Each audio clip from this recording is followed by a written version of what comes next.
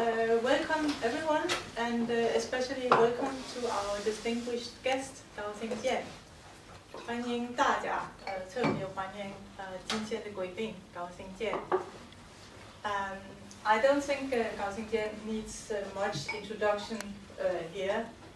我想肯定不用介绍你给大家在这儿。I can only say like fiction writer, dramatist, filmmaker, poet, artist, scholar. 可以说小说家、戏剧家、诗人、画家、艺术家、导演，也电影制片人。So 还有当然还有诺贝尔文学奖得主 and Nobel Prize winner, of course. This is not the first time that Gao Xingjian is in Denmark. 那不是你第一次来丹麦。Last time was in '89, after June 4th. 上次是89年，就是6·4以后。Since then, many things have changed, even in China. 就是从那个时候到现在有很多变化，连中国也有变化。But there's one thing that has not changed, 就一点没有变。That is Gao Xingjian's belief and trust in the uniqueness of literature that is completely independent of anything but the writer's inner voice. 就是你对文学的信仰，就是文学作为个人的独立的、孤独的内心的声音的表达。And before I give the word to Gao Xingjian, let me just introduce today's interpreter, which is Chen Maiping, actually also a writer and under the name of Wan Zhi, also a part of the avant-garde movement back in the 80s in China, now living in Sweden and writing, and is the international secretary of PEN. So, 请高先生讲一讲。安娜是老朋友，20多年前第一次来丹麦就是安娜接待，在阿普斯大学，然后丹麦转了一圈。这个丹麦给我的印象是一个非常美丽的国家。不用翻译吧？ Okay. Yeah. It's not the first time I in Denmark. 21 years ago, I was invited by old friend Anna to office and Denmark. My impression, very beautiful country. 我小时候我记得我最早的读到的一个作家，就是安徒生，就是丹麦作家。我小时候大概就8岁左右，刚刚开始识字这个。I remember that the first writer I read when I was a child, about 8, the writer from Denmark is after. 所以说，丹麦从我儿童时期起，我就熟悉丹麦，而且之后所有翻译成中文的这个安徒生的童话，当时我记不清，之后出过8本或者是10本，我记不清了，但是我以后都读过。So I can say from my childhood, I know already Denmark quite well because I read almost all the children literature. I remember it's the 8 to 10 volumes Chinese translation. 所以我对丹麦从小就有兴趣，一直到我上大学以后，我就找还有什么丹麦作家，因为丹麦文翻译成中文的很少。我找了一个作家叫尼克索。So my interest in Denmark and Danish literature is already start very early period, and I'm already interested. So when I came to the university, I started to look for Danish literature, and there's a novelist called Nixon. Nexø. Danish writer called Nixon. 他的小说我记不清是4本还是5本，一个长篇小说。He has a very long novel which is divided into 4 or 5 volumes. It's a very big work. 这部书是在大学的图书馆没有人借过。That book in my university is not borrowed before by anybody. 我从第1卷一直读到最后一卷，第5卷或者第4卷。So I was the first to read from first volume to the last. 因此我认识到另外一个丹麦，这个一个现实生活中的丹麦。So I start to know about another Denmark, different from the Andes Denmark. 这个丹麦跟我在中国的这个所经历的是非常不同。这个丹麦。That Denmark is also very different from what I had experienced in China. 我记得书中这个有游行，社会主义者在举行游行，他们说说笑笑，谈情说爱，在街上，这就是游行。I remember in the novel I read some demonstrations of working class, and they are socialists, and when they had a demonstration they laughed, they talked and laughed, and it's very interesting. 没有暴力，没有暴力，这是让我非常吃惊。所以这就是我印象中的丹麦。That is my impression of Denmark. 这么一个可爱的丹麦。我想这个我就不用在很多的时间把今天要讲的再用中文说一遍，不如请陈百平替我先把这个英文已经有 Nobel 翻好了，把英文直接念了，这样节省时间，我们剩下的时间大家可以充分来讨论。So after this short talk about Denmark, I think in order to save time, so I will ask Mai Ping to read the text, the English translation of Nobel in order to save time. So I will start to read it. I think it's okay? So we can have some time to answer questions later. And this paper is titled Ideology and Literature. During the 20th century, it was an extremely common occurrence for literature to be restrained, controlled, directed, and even generated and judged by ideology. This did not apply only to literary creation and literary criticism, and literary history also, often bore the stamp of ideology. It could be said that ideology was a disease of the century that was hard to immunize oneself against, and for writers lucky enough to escape this epical disease. It meant that their writings were saved and was reading again in later times. For a theory or teaching to constitute ideology requires a philosophical framework plus the presentation of a certain worldview with matching values. Among ideologists, Marxism undoubtedly had the most perfect structure and the widest influence, and it had a profound impact on generations of intellectuals.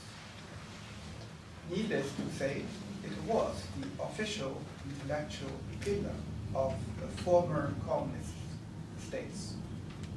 But for a time, it was also the mainstream intellectual trend in left-wing intellectual circles throughout the world. Liberalism and nationalism could also be turned into ideology and become a thinking and a value promoted by political parties and nations. And in the intellectual world, of course, including the domains of literature and art, modernism or postmodernism, and even so-called post-colonialism all had the potential of being turned into certain value judgments and even into inflexible dogma.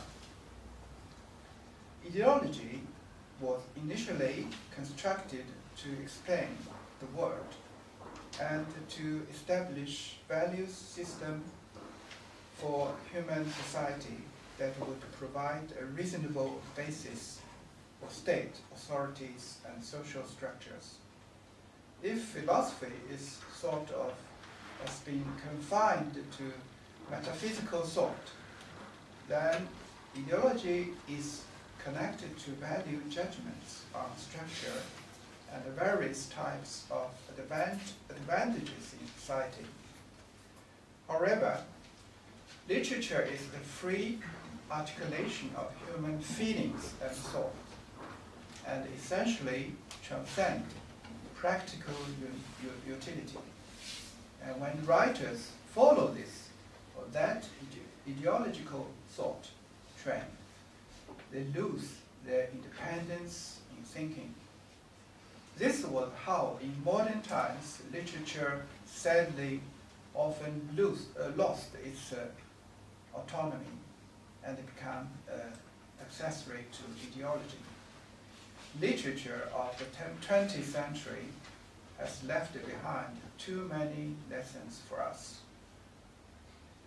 The replacement of religion with ideology was another 20th century's act of stupidity. Under the banner of rationalism and making use of utopia dogma that would change the world, a plethora of revolutions incited violence that brought about mass, even national madness that wrought disasters of a massive scale with no precedence in human history. Literature that was brought into the framework of ideology and promoted violence and war, created the worship of heroes and leaders, and extolled sacrifice has now virtually vanished. Yet, the summons for literature to be actively involved continues. To treat literature as a tool for changing society makes it the same as the preaching of ethics, except that ethics has now been replaced with political correctness.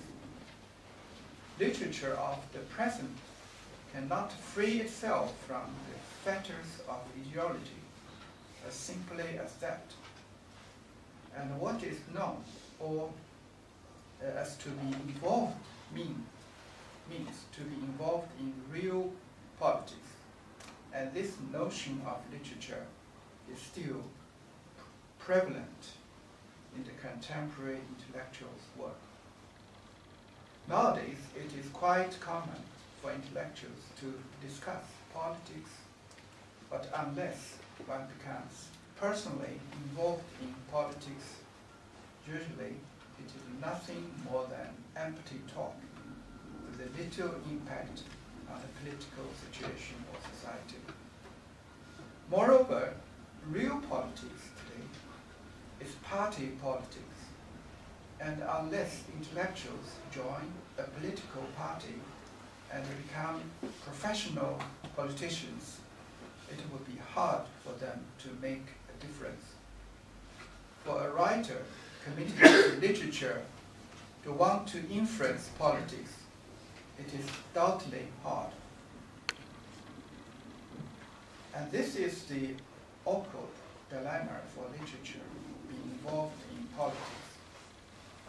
However, politics is not concerned with this dilemma for writers, or even with the ideology of any political theory.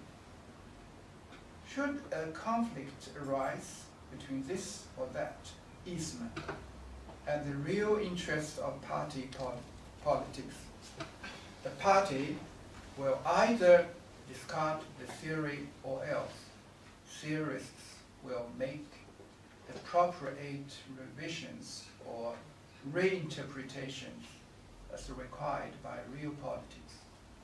So there are constant changes in what is known as a political correctness. This is a pitiful writer. Here I'm talking about the writer who uses literature to serve politics. He is trapped to the wall, carrot of politics, no longer in charge of himself and waving a flag and shouting, but he was lost his own voice. And of course, he will not be writing that will be worth reading later. Even more tragic is that property and life were sent to the grave.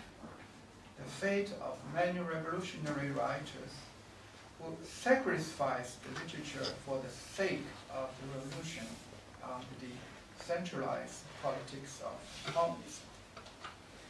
History has not ended, and the future for literature that serves politics in democratic systems is also not necessarily wonderful.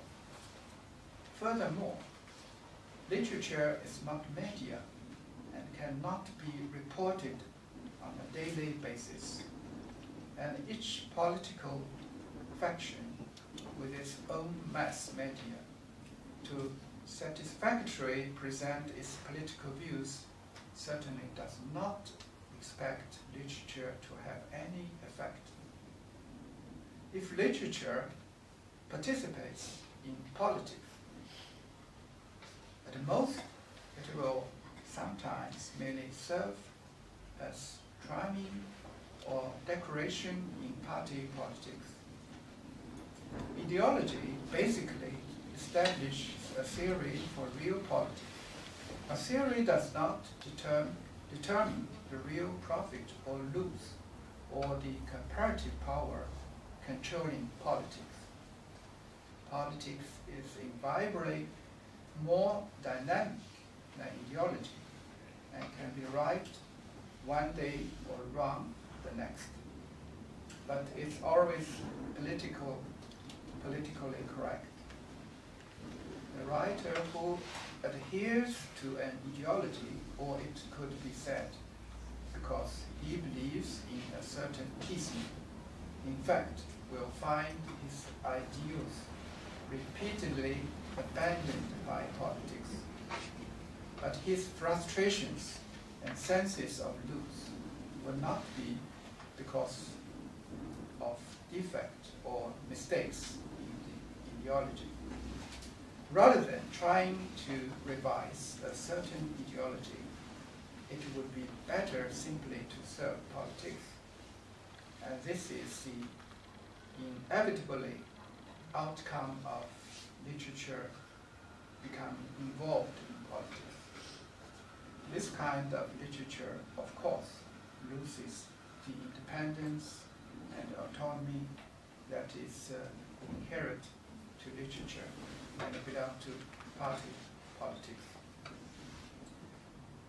The writer, here I'm talking about writers and poets committed to literary creation and not about political commentators or newspaper columnists who belong to different professions.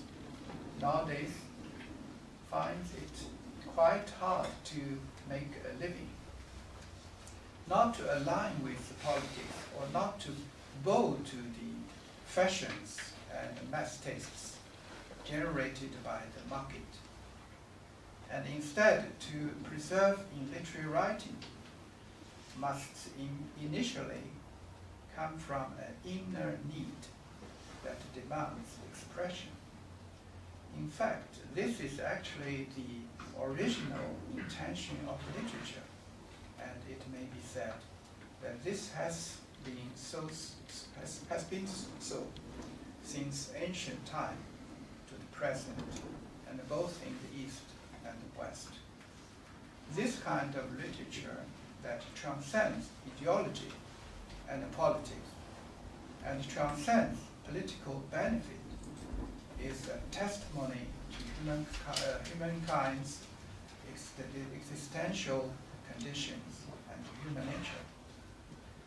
In the globalized times of the present, the real economy gains, in fact, have replaced ideology. Or it could be said that ideology is not just some outdated, empty talk. At most, nothing more than a misleading placard on the political stage. So there is nothing wrong with calling the present a post-ideology era. Contemporary literature has luckily escaped the fetters of ideology, and if it ignores the fashions generated by the market and dares to confront genial human problems of the present, then literature will be saved. What this sort of literature seeks of the writer is truthfulness, that is to say, that he will not avoid the various real predicaments of afflicting human society, and it is this truthful and sincere literature people of today want. The end of ideology is not the end of literature. The end of ideology is not the end of thought. The collapse of a century of utopia should have occurred long ago, and now spiritual impoverishment is shouting out its appeals to literature. Indeed, literature is incapable of saving the world, and the writer is not a savior. And moreover, what he must do is to get rid of such an imaginary role and return to being an authentic yet frail individual in order to gain the lucid awareness of human work. Literature can only be the voice of the individual writer, but once construed as the spokesperson of the people or mouthpiece of the nation, that voice will certainly be false and certainly be hoarse and exhausted. The writer is also not the embodiment of truth and rightness, and his personal weakness and defects are indeed no less than those of ordinary people. It is simply that he can purify himself by writing literature. Furthermore, the writer is not a judge and does not rule on what is right or wrong, or judge what is moral or just. And he is certainly not a Superman and cannot replace God. But it must be conceived that epochal disease of unlimited inflation of the ego, just like ideology, was all the rage for a time. If the writer of today can abolish such personal delusions and adopt a normal attitude in observing with intelligent eyes the many manifestations of life in the universe, while coldly scrutinizing his own chaotic self, the work on his pen will be worth reading over and over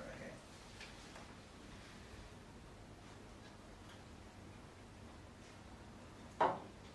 The writer is an observer of society and human nature.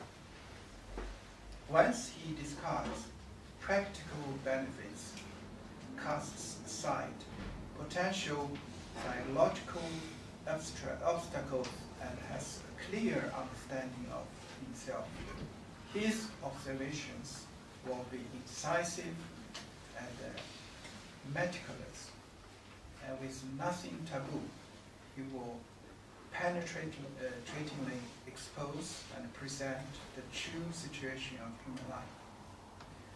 Literature is not satisfied with documenting real people and events, and the writer's capacity to probe human life and human nature derive from his life experience.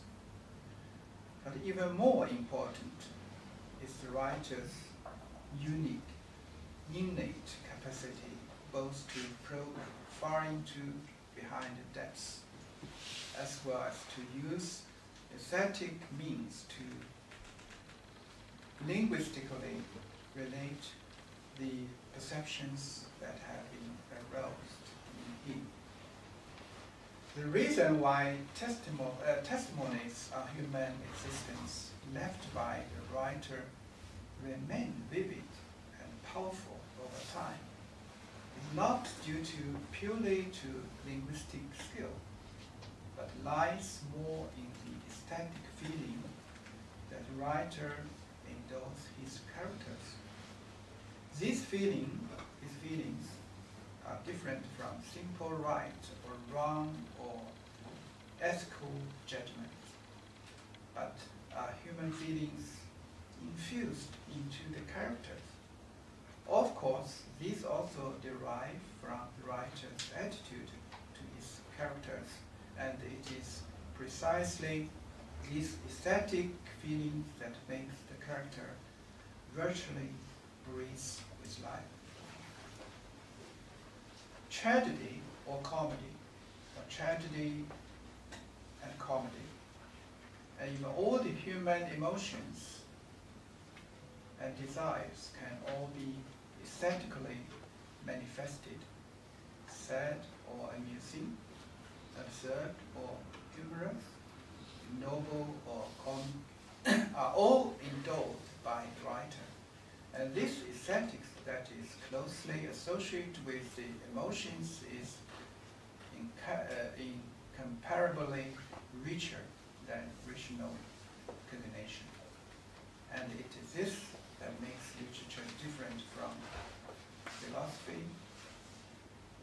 Literature is not an accessory for ideology, and why it does not set out to annotate philosophy at times, it can come to a similar understanding, whereas philosophy relies on pure rational speculations. The knowledge achieved in literature is always associated with sensuous and emotions. Literature and philosophy each comes to an understanding of the world and humans by different methods. But one being superior to the other is not an issue. Both rationality and sensuousness are necessary passes to human understanding. Literature can instigate deep reflections in people because it can reveal the bewilderment and anxiety, the searching and going astray in human life with such incisiveness, and can fully manifest the minute details of human nature. The propensity to startle and awaken transcends political correctness and ethical teachings, and is far superior to anything postmodernists, sentimental analysts, and word games can offer. Even if the life experience of the writers behind the language of literature is transformed into thought, this must still be infused with the feelings and perceptions of author and all characters, and specific situations in the work also needs to be included.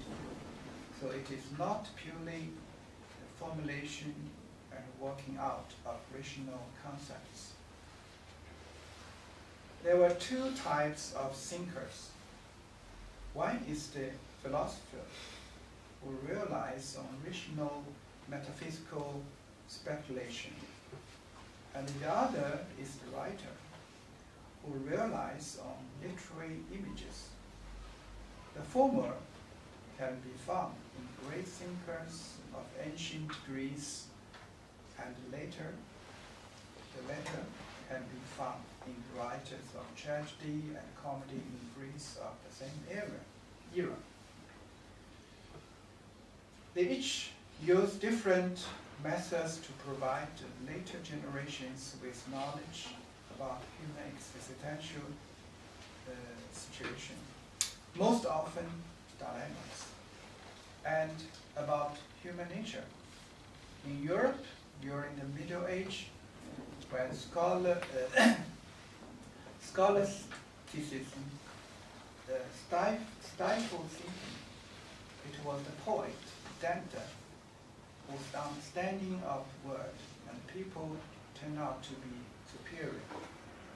Also, Shakespeare was without doubt the greatest thinker of the time, and Goethe and Kant were likewise brilliant. Today, the tide of postmodern thinking seems to have passed, and facing this bewildering time of spiritual impoverishment, I think people must look to literature for inspiration. The global financial and economic crisis has projected economicists for the first time onto the stage as thinkers, while philosophy remains silent. Where is humankind heading? Can humans predict the future, or will a new set of utopias be established? Or will the card be reshuffled for another round of semantic games? Whatever the case, literature certainly can, to some extent, provide account of the society people find themselves in today. Of course, literature does not stop at replicating reality. Realist literature was a major literature current, and from the end of the 19th century to the beginning of the 20th century, there emerged a large number of the great writers and many enduring masterpieces. 20th century modernists' writings turned to the world of people's inner mind and opened up another area for literature. Rationality could not provide answers for the absurdity of modern society and questions about the meaning of existence. And philosophy had likewise turned away from traditional topics. And literature that replicated social reality turned into revolutionary propaganda under the fetters of ideology. Of the present social conditions, can literature still reflect social society or reality? Of course it can. It's simply a matter of discarding isms, liberating itself from framework and dogma of ideology, dispelling the preaching of political correctness, returning to the writer's genius perceptions and narrating the individual's unswerving independent voice. Even if the voice is extremely feeble and not pleasing for the listeners, it is a person's true voice, and this is its value as literature. Literature is man's affirmation of his existence. Although the frail individual lacks the power to change the world, he can speak out about whatever he wants to. Of relevance is whether the writer actually has things of his own to say, that he is not merely repeating the utterance widely broadcast by authorities and media. This spiritual independence of the individual is the very substance of literature and accounts for the independence and autonomy of literature. Literature does not attach itself to political power and does not rely on the market. As a domain of spiritual freedom for humans. While not being holy, it can be protected from the encroachments and constitutes a bit of scant pride one can have in being a human. Man exists in the midst of all sorts of restrictions in society, and freedom is not a right that is bestowed at birth. A price must be paid, conditions exist, and it has never come free. But spiritual freedom belongs to the individual, although the individual must choose it, and the independence and autonomy of literature is something for the writer to choose. Spiritual freedom ennobles human beings and is also an attribute of literature. Literature is the awakening of the individual's consciousness in the sense that the writer is armed with his intuitive knowledge when he observes the human world while scrutinizing his own self. He infuses his lucid understanding into his work. The individual unique understanding of the world is undeniably the challenge of the individual entity's existence to his existential environment. The understanding achieved in a literary work, therefore, always bears the stamp of the individual writer. It is precisely each of these individual case histories that makes literature full of interest and irreplaceable. Whereas the speculation of philosophy relies on the abstract, literature returns to life, returns to the perceptions of living people, and returns to the emotions. In other words, literature starts in places that are unattainable for the philosophy, and this sort of understanding cannot be replaced by philosophy. When classical philosophy set off with its concepts and rationality to construct a system of speculation that would provide a perfect explanation of the world, anything that could not be perfectly explained was left to God.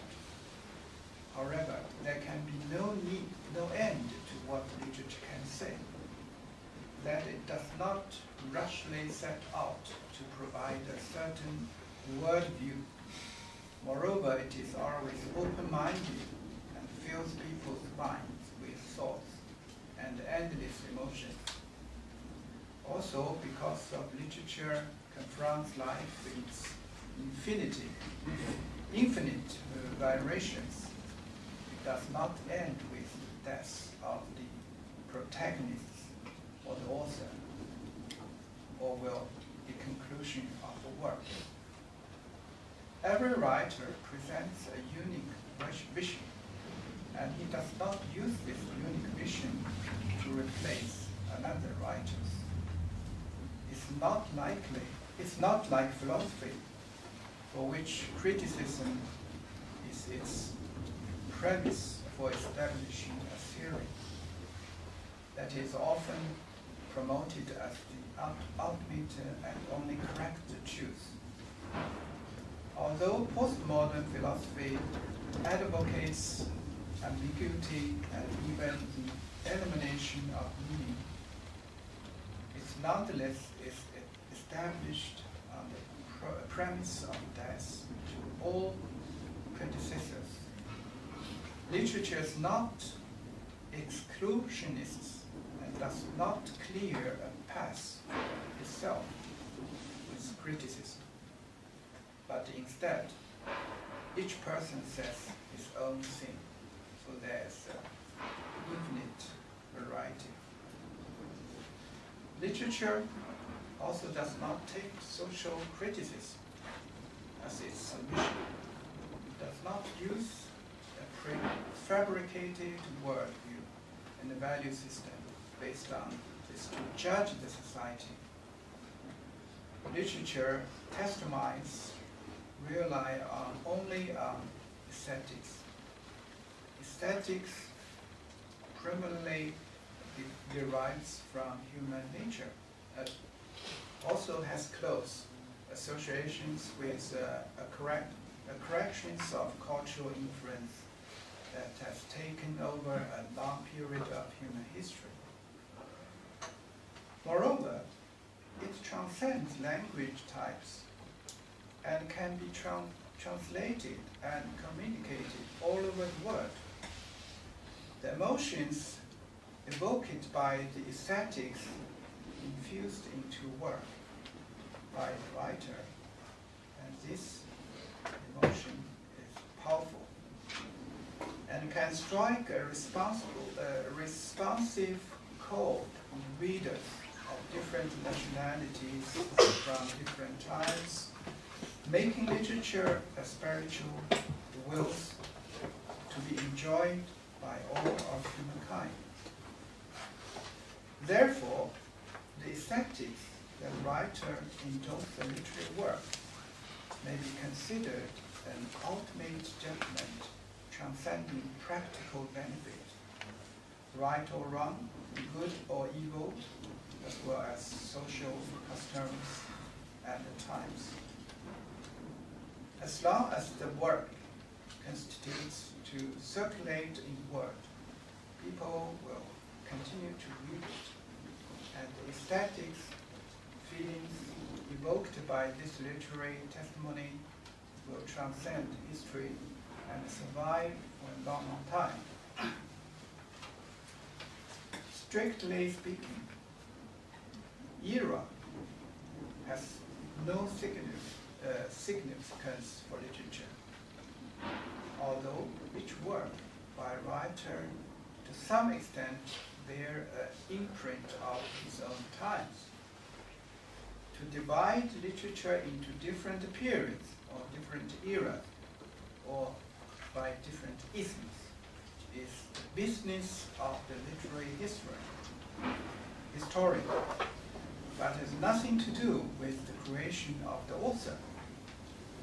20th century modernism came into existence following the emergence of a number of works that the literary critics grouped together. They were classified as such, and a series were established. This helped the literary research, but had little to do with the writer's creation. Indeed, there were writers who boasted of being modernists, but only after their predecessors or representative works had become publicly acknowledged and familiar. So by gathering on these banners, a trend was created. Whether a work has literary value has nothing to do with the banners, but depends on whether the writer of the work provides a unique understanding and aesthetic presentation. Modernity had been extrapolated from vastly different works by a number of modern writers, so it was likely that it would turn into dogma. Indeed, modernity that became an epochal symbol after the grouping together of some extraordinary writers and writings by the later half of the century that had come tending to ossified aesthetics dogma. Essential to this dogma was to overturn. So to overturn predecessors was treated as a blueprint. And this negation of negation was regarded as the universal principle that activated history. And this became the basic strategy of postmodernism. In the final analysis, this has its origins in Marxism and was informed by Hegel's dialectics. When Marxism was introduced into literature and aesthetics, continuing revolution in literature and art became the way in which the history of literature and art was written. Diverted of the rich content of human nature and emotions, postmodern aesthetics tending to rhetoric and talk, and with semantic analysis replacing aesthetics, philosophy, and literature tending to linguistic gains, and the meaning naturally vanished. This postmodernist strategy of overturning was not even directed at society and problems of human survival, and existence vanished into empty language. So all that remained were empty symbols of an era, without writers and without writings. Literature relies on language, but the language from the pen of writer is vastly remote from and certainly have nothing in common with the research objectives and of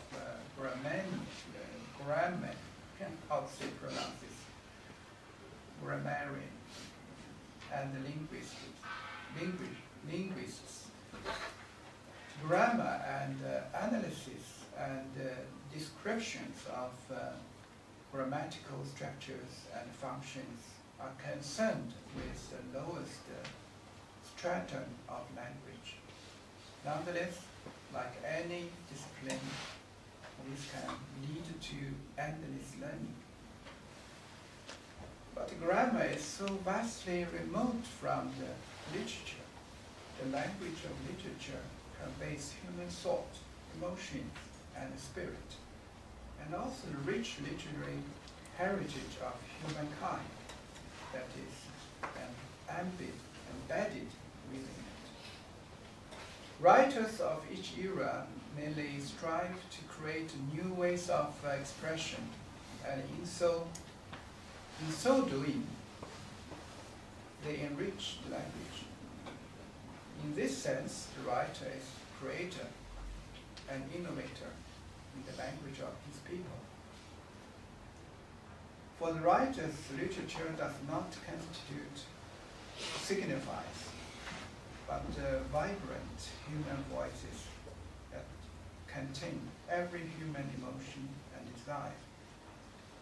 And when the writer is writing, when the writer is writing, these voices are alive in his heart and mind. The language of literature can be read aloud and also performed. It is dynamic and it can come to life on the stage to resonate powerful amongst the readers and audience. What the writer creates is a language reverberating with sound. It is not the language that linguists research refers to, or can even refer to. The writer does not stop at language that has been used in previous writings, and he's always exploring new ways of expression to convey newly discovered perceptions, and his search in the expressive potential of language has not come to an end. This sort of search does not overthrow achievements of predecessors, but is carried out on foundations of existing expressions. The postmodern epochal sign announcing the death of writers most likely have ended. And just as literary revolutions have failed to terminate writers, they have come to an end instead. The writer and the literature remain, and history has not come to an end. However, the problem is simply how will literature deal with the modern man's existential conditions and the dilemmas confronting literature? Will the writer have the courage to present man's true predicament, and or has he found a more precise mode of literary expression? The writer is creator of literary genres and literary language. Literature is not a writing of facts, and this is the big difference between literature and the recording of history. The writer's perceptions, the genre, expressive method and style of language all develop simultaneously, and every accomplished established writer will have a preference for certain genre and styles. Moreover, associations and imagination similarly are infused into a work. In each of the genres, from poetry, prose, essays, fiction, or drama, the writer can still make discoveries. There are no falsified patterns. The aesthetic perceptions that the writer wants to convey cannot be divorced from a specific literary form. And the aesthetic based on pure form is meaningless, empty thought. And the poetic sense of literature is also like this.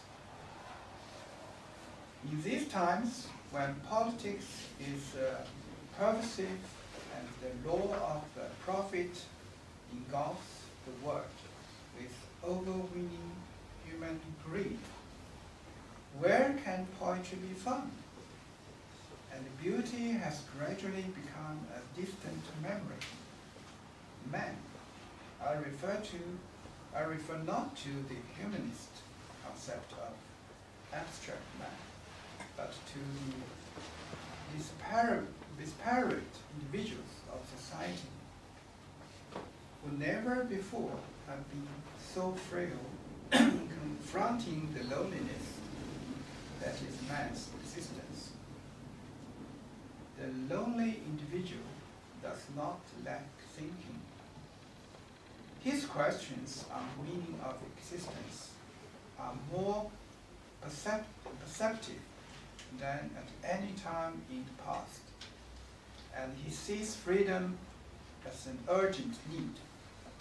and it should be said, that in no previous period have such large number of people devoted themselves to writing.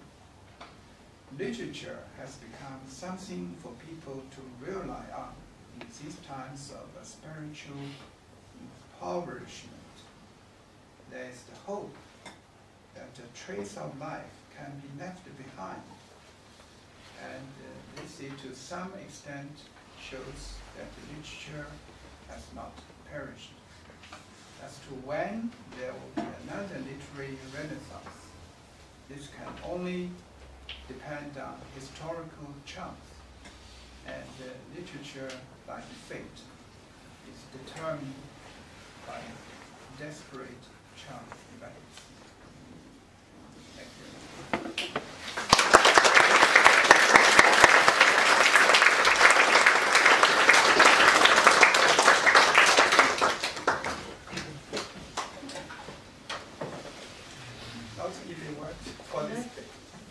谢谢麦平，把这个长的文章读完。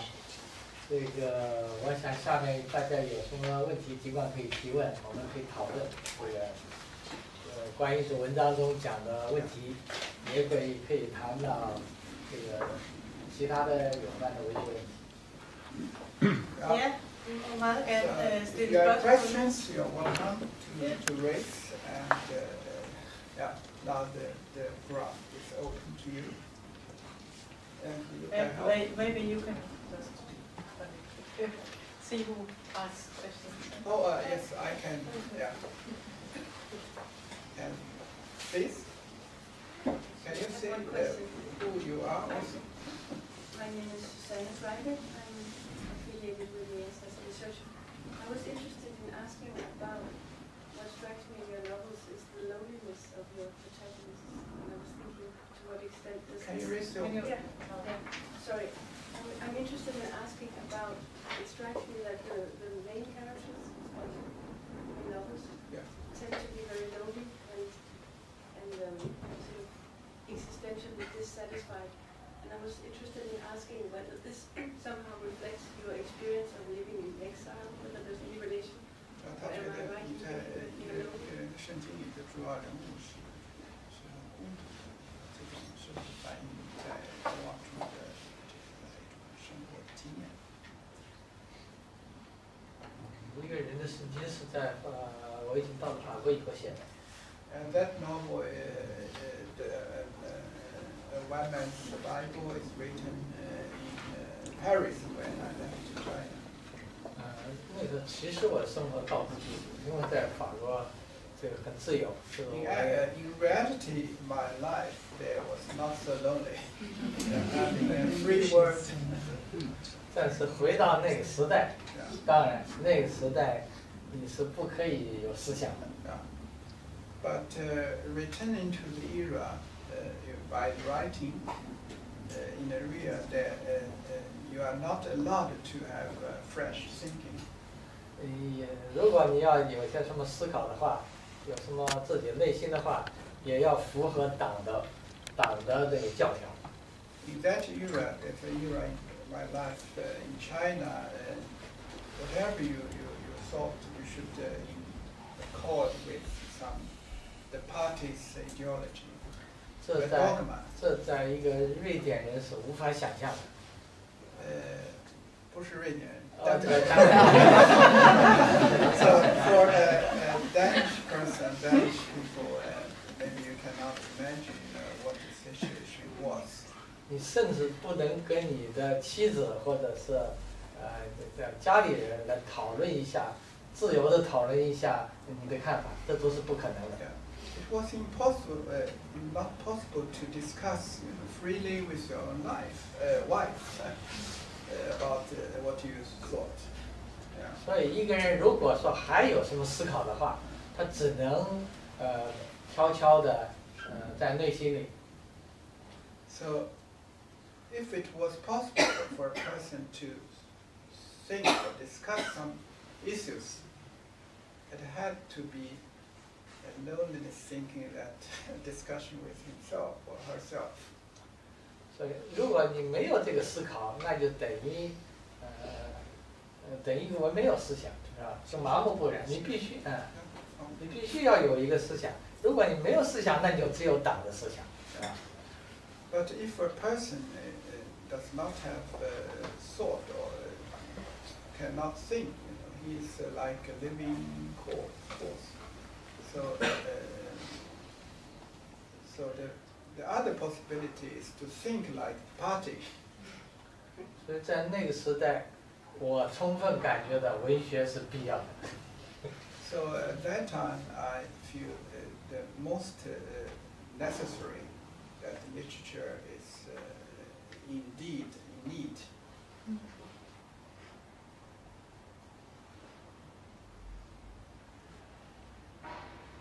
I don't know if it's the answer to your question.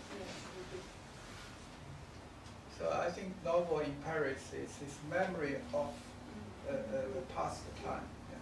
So it's not loneliness in exile. Anybody else?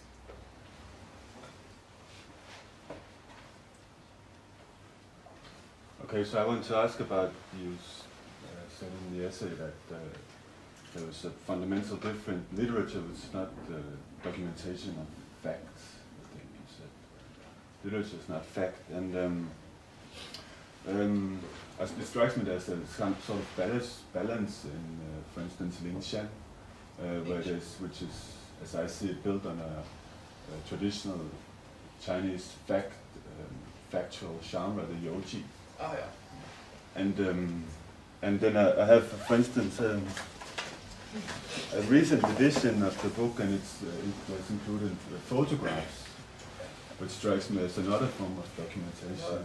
提到文学，好像基本上没有，不是记录事实的，但是他说在灵山里面是有很多的历史记录，是而且还有图画的记录，有像。Is that what you mean? Yeah, it's just an example. 有个例子，其中还有一个图片。他说的这本《灵山》是我最近的《灵山》的新版，台湾出版的。在这个新版里头放了50张我当年流浪时候的拍的照片。So you are talking about the latest edition of my novel, the Spiritual Mountain. And in this latest edition, 50 photos were put into the book. I printed it together. 这些照片都是在当时我可以说逃离北京，因为我在北京的时候，当时我是被批判的对象，我逃离北京就消失了，这个只带一个东西，一个录音机，一个照相机。一个笔记本，还有一些若干衣服，那么逃离北京。这个一路上我到处就是碰到有一些民间的艺人，我录音，我拍了很多的照片，拍了大概不知道有多少，有几千张照片，这个也做了很多的笔记。当然这些东西绝大部分在中国已经因为我的房子被公安局查封了，所以这些都丢失了。只是我出来的时候，我带了一小卷胶卷。So when I was in China, when I had a political problem, I escaped from Beijing and to the remote area. I took with me 2 things. The one is a camera, the other is a tape recorder. So on my trip, I recorded a lot of people's, stories, and took photos, and even wrote down many notes. 这些胶卷就是我当时是为了写灵山，可以有一个感性的回忆。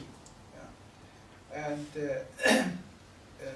actually, most of the material, the photos, the recorder, tapes, and was sealed by the police now in China because my apartment, my flat was still sealed.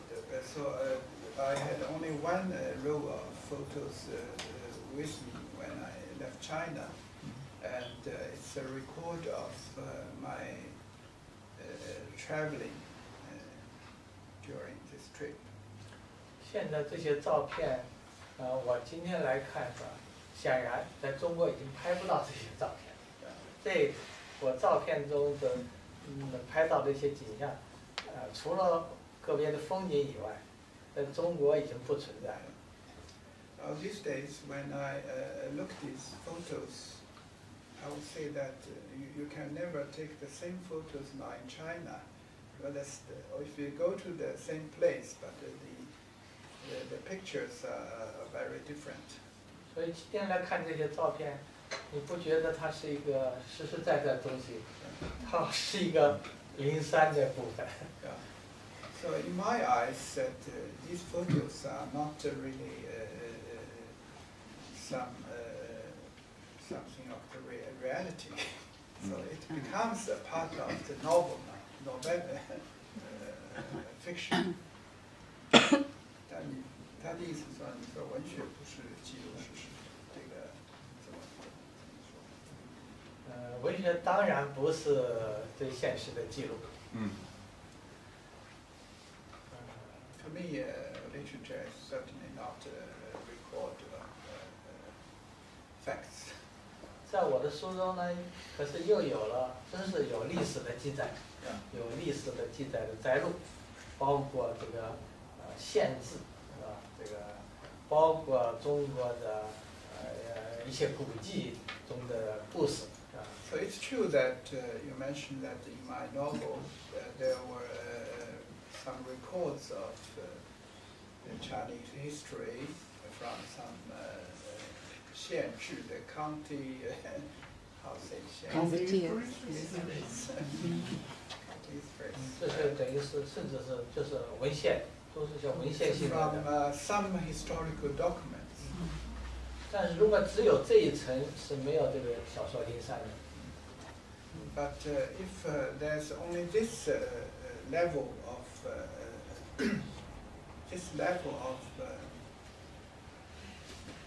how to say text, then it's not the novel of Lin Shan. There's only one novel in this whole work that something text from the historical documents. 只不过就是一个起因，一个勾起你的这个遐想。So this level is kind of the prelude, how to say, something to raise more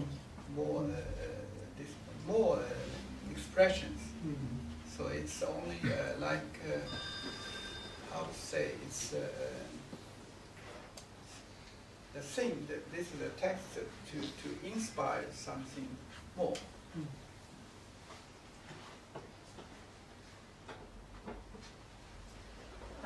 What you talked about, or what you talked about was about literature as art. But since you are also an artist, a painter, I would like to ask if you think there's any difference in the sort of artistic impression, whether you write as a writer or you paint as a painter. 你现在当作是文学，但你也是一个画家。他说你这样子这观点在文学和艺术上都是。Yeah. Is it the same dilemma? 就是你说艺术也好，美术也好，其他的戏剧、电影艺术也好，也都有这样的一个困境。当然有这个不同的艺术类别，总体来讲有相同的问题有相似之处，但是就具体而言，每一种艺术又有它自己的内在的规律。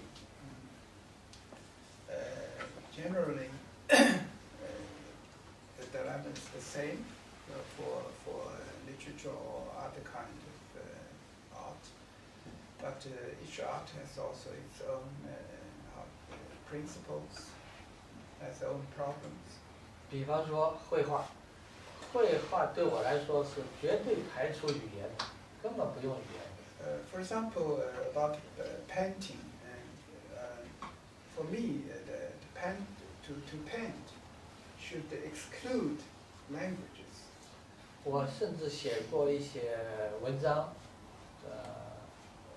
主张这个绘画呢，完全排除观念，连观念不仅是语言，连观念的 idea 的 concept，我都排除掉。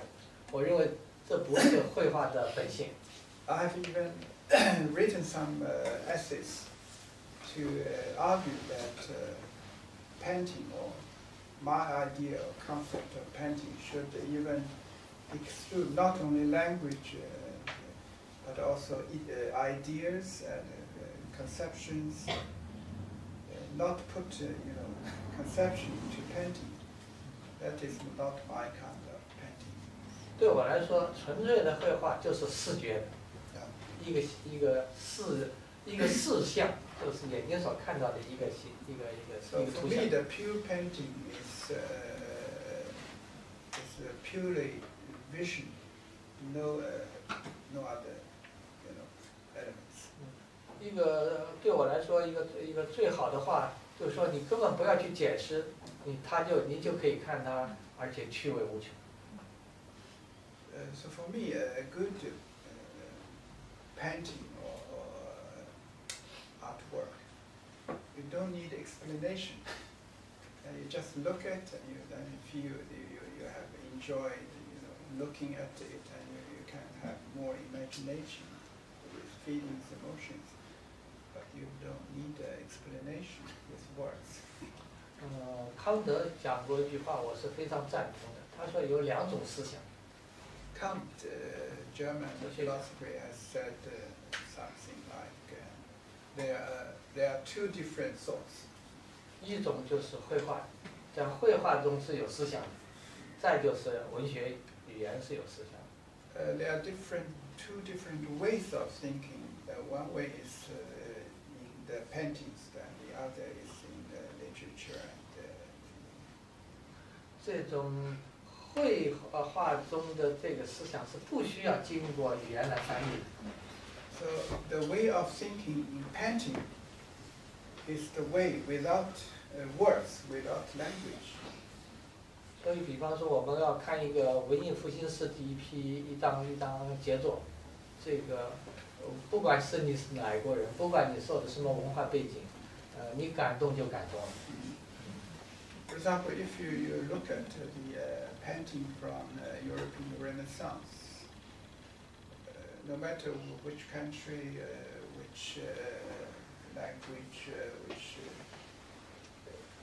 but if you look at the painting, you are touched. Then you are touched. You don't have to know the background. 所以视觉可以传达那么丰富的思想、感情、种种的感受，是吧？包括悲剧性，包括诗意，包括幽默感，其实绘画本身都可以传达。The painting itself can be a lot of things like tragic or humorousness or beauty without 悲剧 yeah 诗意我说了 poetic or tragic elements. Okay. We have more time, so you're welcome. Yeah? Do you feel as if it's the same way with literature, that perhaps the narrative of a novel or novella is subordinate to the words or the feeling of the words? Like the narrative is not as important as the actual words. 他说这个小说里的叙述者说也可以这样说，就不需要用画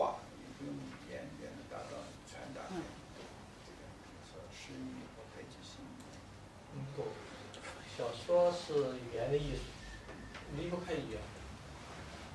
No, I think the fiction or fiction novel, it's art of language. Cannot be without words. 这个小说的基础是什么？小说当然它得诉诸语言，这是第一。其二，小说要不仅诉诸语言，要诉诸于叙述，叫 narration， 必须要有叙述。小说。So fiction needs words. It's the art of words, and also needs narration. 这个叙述就是由语言来表述的。And this narration depends on the language words. 因此，从这个意义上讲，小说的艺术，首先是叙述的艺术。So in this sense, that the art of fiction is the art of narration. 这就是小说跟诗歌的区别。诗歌也是用语言，但是诗歌是不叙述。And this is the difference between poetry and fiction, because poetry is not narrative. It's his definition. 当然有另样的一种诗歌，啊，你比方说希腊史诗《奥德赛》，它也叙述。Certainly, there's kind of poetry which is narrative, like the epic Odysseus in Greek time. 但是诗歌的艺术的基本的东西是不叙述的。But the poetry's basic basis is not narrative. 而诗歌它的艺术，在古代传统诗歌里头，它是抒情，抒情对诗歌是非常重要的。So, especially ancient time, the basic element in poetry is lyric. 而现在 lyric is very important for poetry. 现代诗歌又诉诸很多的别的这个手段，啊，比方说现代诗歌所谓意象，也是一个手段。Modern poetry also advocate other things. For example, images. The modernist poetry emphasize the images, pictures. 所以说，语言的艺术其实很丰富，根据不同的文学样式，有不同的有很多的不同的讲究。So the art of language has actually very rich elements. Different language arts and different emphasis.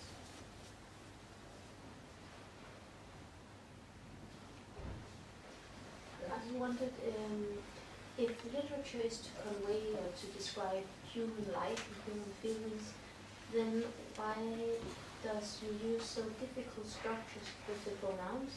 Difficult like he and she and you. It's a quite difficult structure. 他说，你刚才说的文学是表达人的经验和情感，但是你为什么这么复杂的一个结构，要一会儿是他，一会儿是我，一会儿是你？刚刚我们讲到这个小说的最基本的是叙述，这是它小说的最基本的一个构成的条件。Just that the most fundamental element for fiction is narration.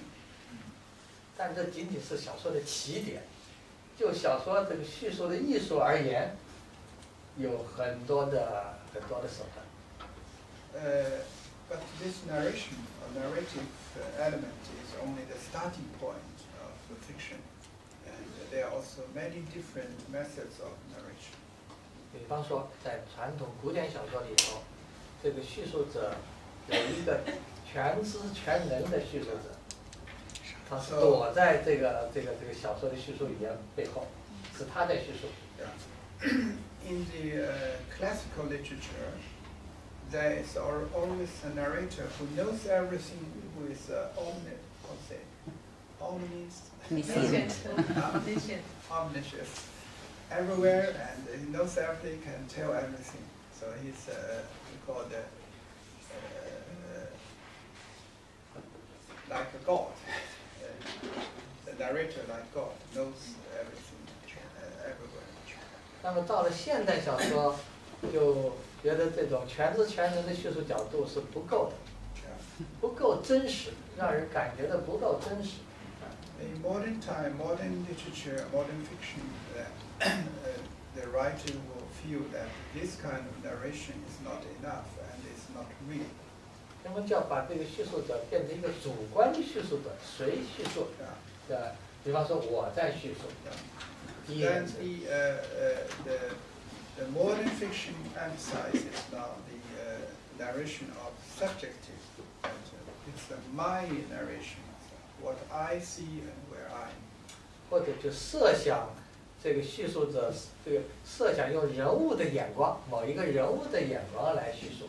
Or you can imagine that you narrate in the perspective of the character.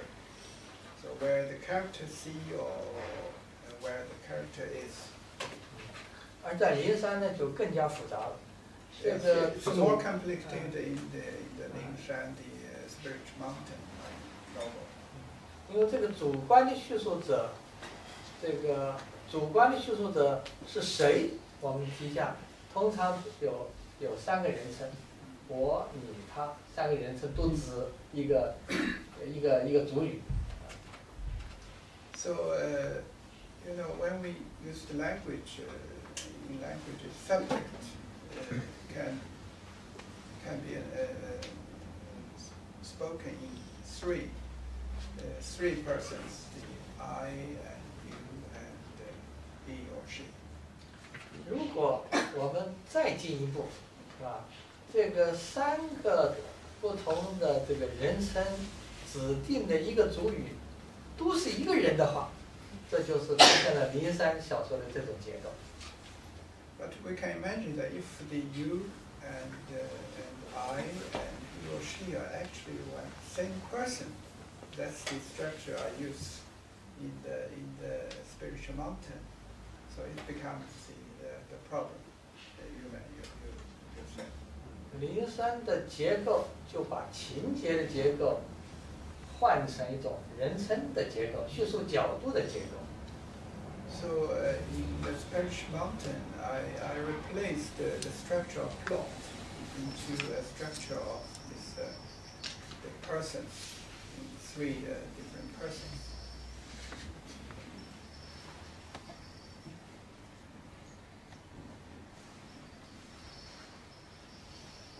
Okay. Yeah. Well, I have a question which perhaps is a bit theoretical. That you seem to be the only one who has written about the Miao in the Lingshan, and nobody among the Miao has written themselves anything in the Miao language. So how come that people in China think that only Han Chinese can write fiction, while the minority peoples only have to record old traditional oral literature? 所以我要问你啊，那个好像只有你一个人，就是描写过这个苗族的情况啊，或者苗族自己没有写过这样的东西吗？为什么呢？那么为什么没有用过苗语来写他们自己的情况呢？为什么在中国有这样的定义呢？汉族人才可以写文学，少数民族的人只可以记录口头文学，就是历史上的口头文学。为什么是这样的一个情况？这个苗族语言，苗族的语言没有文字。有啊，我是描学家。有文字。对。我只知道在少数民族里头，这个彝族有文字。苗子也有文字，苗子也有那个，我写了2本，这里也有。苗专家是我们的苗语专家。我就是苗语专家，所以我知道他们有文字了。可他们为什么不重视文字呢？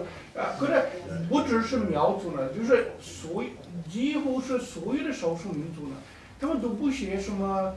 都不留下文学，这些民族都没有留下，除了彝族，彝族留下了文字叙述的历史。可是这个无所谓呢，有新的文字了。Please translate. There is a new writing system. So what I'm interested in is the principle why the minority peoples don't write fiction. 所以呢，这些少数民族为什么不写文学？这也要从人类学的角度来看，是吧？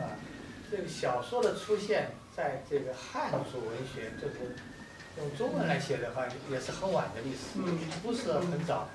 比方说，我们到这个春秋战国的时候，没有小说，只有诗歌。因为这个小说。这种文学样式还没有出现。在苗族这个社会发展的一个阶段性上讲，他们诗歌是日常生活的一部分。因为包括劳动也好，谈情说爱也好，表述感情啊，都是唱，都有诗歌。因此，诗歌在苗族的文化里头是非常发达，而且是一个活的文化，并不是一个死去的文化。但是苗族文学里头还没有出现说书人，因为这个小说起源于说书人，苗族没有这种民间的文学的口头文学的这种形式都没有出现。但是苗族有谁？